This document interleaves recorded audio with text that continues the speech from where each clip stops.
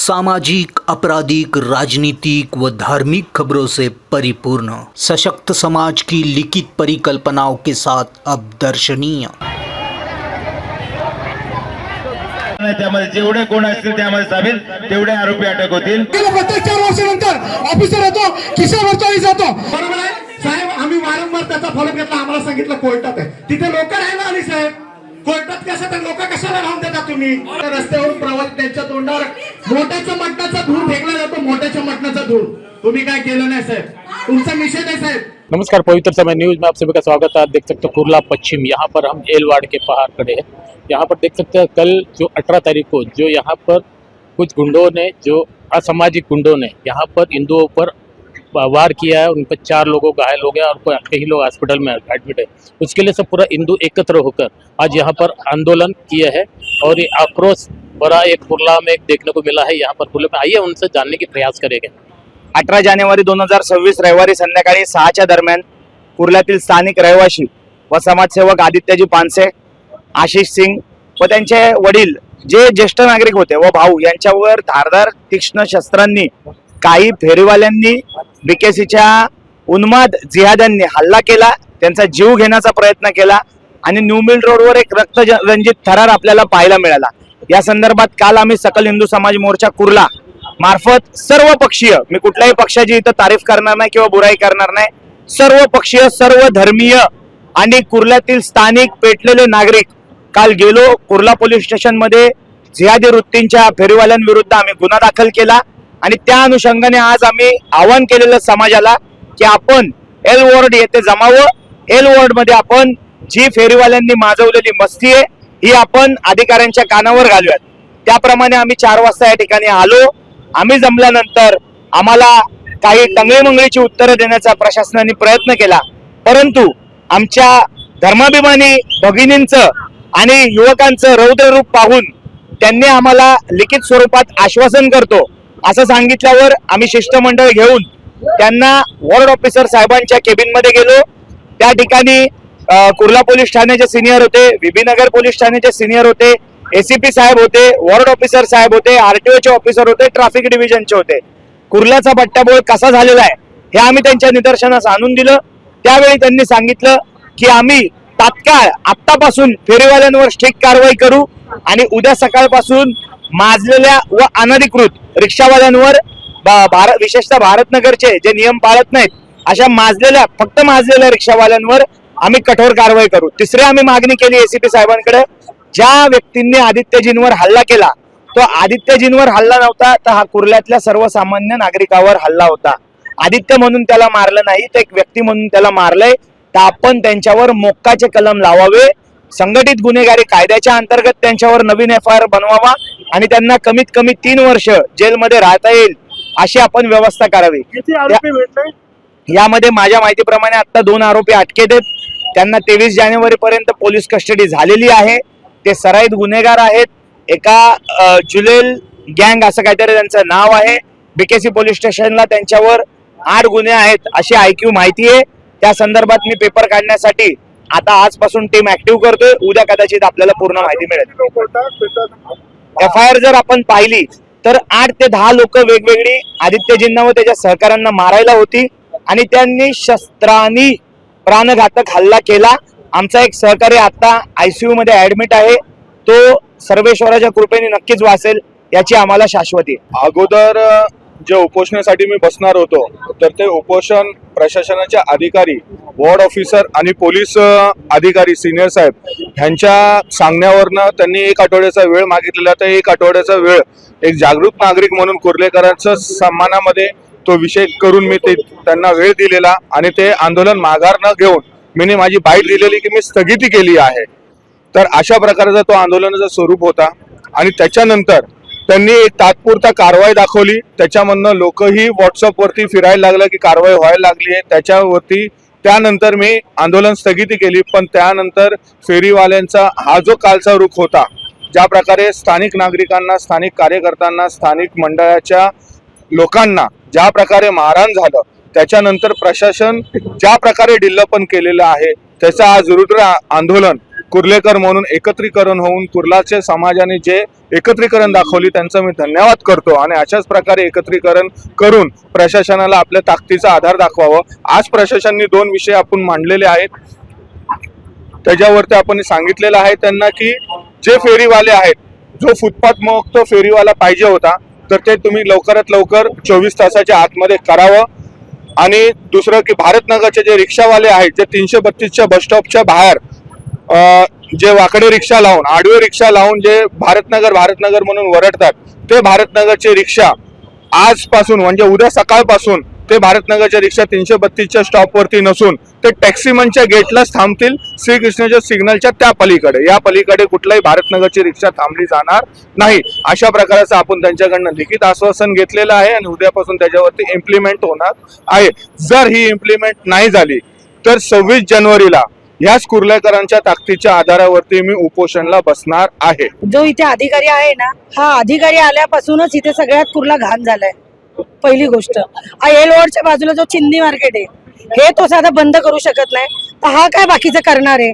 या अधिकाऱ्याने सरळ राजीनामा द्यावा आणि त्याने त्याच्या घरी राहावं, कारण हा काही एक कामाचा नाही, फक्त कायम आश्वासनं देत आलाय. हा अधिकारी सगळ्यात बेकार अधिकारी आहे आणि त्यांच्यामुळे महिला कधी सुरक्षित नाही. कुर्लाच्या महिला सुरक्षित नाहीये. चिंदी बाजार असा झालाय की म्हणजे आता साहेब लोक उभे आहेत तर चिंदी बाजार बंद, परत साहेब लोक गेले की चिंदी बाजार ओपन. ह्याला काय अर्थ आहे? म्हणजे जेणेकरून हे एल वॉर्ड आणि पोलीस लोक त्यांना प्रशासन देत आहेत म्हणून हे चाललंय. काय नाही, फक्त हप्ते घेतात, अधिकारी पण हप्ते घेतात. बस त्यांना हप्ते पाहिजे, हप्ते यांना हप्ते पाहिजे, त्यांना बाकी कुणाशी काही घेणं देणं नाहीये. मी स्वतः माझ्या डोळ्यांनी बघते की हप्ते असे घेतात की म्हणजे विचारू नका, असे बोलतात की हा आम्ही आहोत आहोत आहोत आणि नंतर तो गेल्यानंतर धंदा चालू. ह्याला काय अर्थ आहे? तुम्ही आमच्या सपोर्टला आहात की तुम्हीच आमची मारताय? या अधिकाऱ्याचीच बदली झाली पाहिजे पहिली गोष्ट. हा बोलते, मी इथं आहे ना 45 वर्ष राहते, समोरच माझं घर आहे. इथे पर्यंत सगळे धंदे लागलेले आहेत. एलवॉर्ड ऑफिस इथे आहे आणि या इथे बस स्टॉप पर्यंत धंदे येतात. आम्हाला रस्ता क्रॉस करायला आम्हाला होत नाहीये. गेल्या वर्षी बसचा AC बसचा जो झालेला ऍक्सिडेंट आमच्या दारात झाला, आम्ही वाचलो त्यातून. आम्ही सेंट जोसेफ शाळेत माझी नातवंड जातात, आम्हाला जाता येतं चिंदी मार्केटच्या ज्या व्यापाऱ्यांचा आहे फेरीवाल्यांचा इतका त्रास होतो की आम्हाला जाता येत नाही. संध्याकाळी 6 वाजता BKC वाले येत असतात, शाळा सुटलेली असते, फेरीवाले असतात. आम्ही जीव मुठीत घेऊन जगायचं का आम्ही कुर्ला सोडायचं? आम्हाला कुर्ल्यामध्ये मोकळा श्वास घेता येत नाहीये. आज कुर्ला 4ही बाजूने या लोकांनी वेढलेला आहे आणि आम्हाला त्याच्यापासून खूप त्रास होतोय. आम्ही न्यू मिल रोडला जाऊ, कुठे जाऊ, बाहेरून यायचं म्हणलं ना, रिक्षावाले म्हणणार, टॅक्सीवाले की कुर्ल्यात येणार नाही. कुर्ला म्हणलं की भाडं नाही. मग आम्ही कुर्ल्यावाल्यांनी करायचं काय? ही बाहेरचे येऊन BKC ला इतकी लोक जण कमवून जाणार, राहणाऱ्यांचं काय? राहणाऱ्यांनी सोडायचं का? आम्हाला खूप त्रास होतोय. काय बांगलादेश सारखं काही इथे घटना घडावी त्याची तो वाट बघतोय काय? हा प्रश्न आहे त्यांना. टक्केवाड पासून स्टेशनला यायला इतका वेळ लागतो की विचारू नका. म्हणजे इतके सेंट ट्रॅफिक जोसेफ झाली जो आहे रस्ता वन वे केलेला आहे. आता ही लोक काय सांगत होते, अजिबात चुकीचं आहे. वन वे असताना सुद्धा रिक्षा कशा येतात? आम्ही जेव्हा समोर जातो तर रिक्षा आम्हाला ठेवून जात असतात. भारत टॉकीजला रिक्षा सोडायचं नंतर मग असं. देखिए 1 साल पहले भी हम लोग ने मोर्चा उठाया था, हजारों की संख्या लोग मार्केट आए थे, हमने ये विषय उठाया था. हम कुर्लेकर है, हमारा किसी के धंधे से कोई दिक्कत नहीं है. धंधा करो, धंधा एक सिस्टम से करो. आप फुटपाथ पे धंधा करोगे, रोड बंद करोगे, इलीगल पार्किंग करोगे, आने वाला जाने वाला रोड अगर बंद करोगे तो ये नहीं चलेगा. देखिए अगर ये अपना ऑफिसर लोग आते 2 साल के लिए 4 साल के लिए आते चले जाते. कुर्लेकर सदैव इधर से थे, है और रहे. तो तकलीफें हम लोग को है. हमारी इतनी विनंती है, जो कायदेशीर जो कार्रवाई है उन पे होनी चाहिए. कल हमारे 3-4 बंधुओं पे मारपीट हुआ गया. बाहर के लोग, भारतनगर के लोग आके यहाँ पे डेयरिंग करते और शस्त्र से मारते हैं. वार हुआ, एक को 3 टाके, एक को 4 टाके गिरे, एक तो थोड़ा सीरियस भी है. तो ये बहुत दुर्घटना, बहुत डेंजरस है. देखिए सामान्य आदमी घूमता फिरता रहेगा, कोई भी शस्त्र लेके घूमता, ये अनुचित है. तो मेरा इतना ही निवेदन है सरकार से और इससे कि एक्शन पे रिएक्शन होना चाहिए, वो भी आज से आज ही होना चाहिए. अगर नहीं होगा तो इसका जवाब हम लोग आपको देंगे आगे. ठीक है? लगता है, भरोसा है कि ये कितना 4 दिन चलेगा क्या? हम जैसे के लोगों का ही ये 4 दिन 8 दिन चलने वाला विषय नहीं, इस पे एक्शन होना ही चाहिए. और इस विषय पे देखिए पूरा कुर्ला का समाज यहाँ पे आया था, 1 घंटे पहले से यहाँ पे मोर्चा चला, सब विषय पे चले, सभी लोगों ने अपनी बाजू अच्छी तरीके से रखी है और हमारा विचार है कि आगे हम लोग इस विषय को अच्छी तरीके से पकड़ के रखेंगे।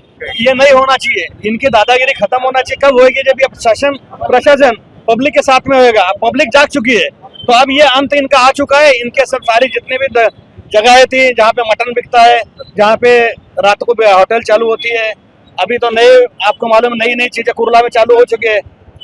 ये इसके होटल्स के जो रूम लॉज का जो विषय है वो सबसे गंदा है। आज हमारी महिला भगिनी यहाँ पे रहती है और इस जगह पे अगर ऐसी चीज होने लगे तो उसके लिए भी हम लोग कुछ ना कुछ संगठन 100% करेगी।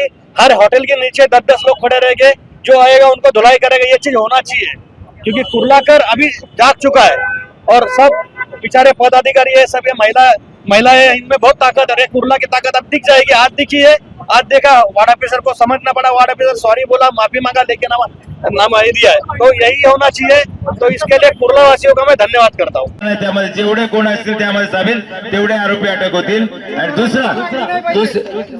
दुसरा मुद्दा आहे फेरीवाल्यांच्या संदर्भात वार्ड अधिकारी यांच्याशी प्रत्यक्ष मी बोलणार आहे आणि जे तुमचे शिष्टमंडळ आहे ते शिष्टमंडळ त्या ठिकाणी हजर होईल आणि फेरीवाल्यांवर कडक कारवाई होईल।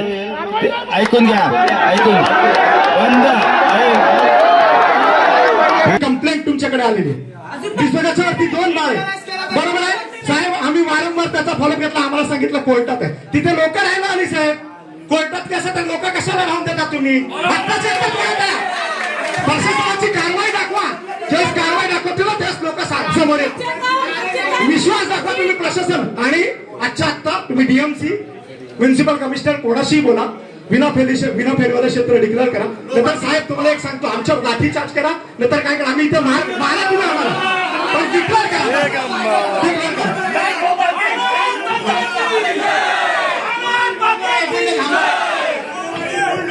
साहेब महानगरपालिका आणि पोलीस प्रशासनाच्या ऑफिसच्या भिंती इथल्या हिंदूंच्या पलायनावर माखलेल्या आहेत, हिंदूंच्या रक्तांनी माखलेल्या आहेत। तुम्हाला मी सांगतो, आज पूर्ण कुर्ल्यामध्ये आज तुम्ही बुद्ध कॉलनी झाली, आपले बीबी नगरचे माननीय साहेब या ठिकाणी आहेत, अख्खा कुर्ला मटन सुगंधयुक्त झालाय। जो मटन सीख कबाब लोकांच्या बायका तिकडे रस्त्यावरून प्रवास, त्यांच्या तोंडावर मोठ्याचा मटणाचा धूर फेकला जातो, मोठ्याच्या मटणाचा धूर। तुम्ही काय केलं नाही साहेब, तुमचा निषेध आहे साहेब। दुसरी गोष्ट, तुम्ही कारवाईच्या नावावर हिंदूंवर कारवाई करता, तुम्ही मागासवर्गीय समाजावर कारवाई करता, तुम्ही कारवाई दाखवायला तुमचा निषेध आहे साहेब। आता तुम्ही कुर्ल्यामध्ये मुस्लिम पावणा तास लागला, तो मेला, त्याचा काय उपकार कोण करणार सांगा? जिम्मेदार कोण आहे? तुम्ही आहेत काय साहेब? तुम्ही इकडे राहून तुम्हाला दिसत आहे काय? गेल्या प्रत्येक 4 वर्षानंतर ऑफिसर येतो, खिसा भरतो आणि जातो। तुम्ही खिसा भरायला आले, इथं लोक मरतात ना। त्रास फक्त आणि फक्त हिंदू समाजाला आहे, त्रास हा फक्त आणि फक्त हिंदू समाजाला आहे, इतर कुठल्याही समाजाला नाहीये। पाणी त्यांना जातो, आम्हाला जात नाही, हे प्रॉब्लेम कोण सॉल्व्ह करणार? प्रत्येक वेळी आम्ही हेच करायचं काय?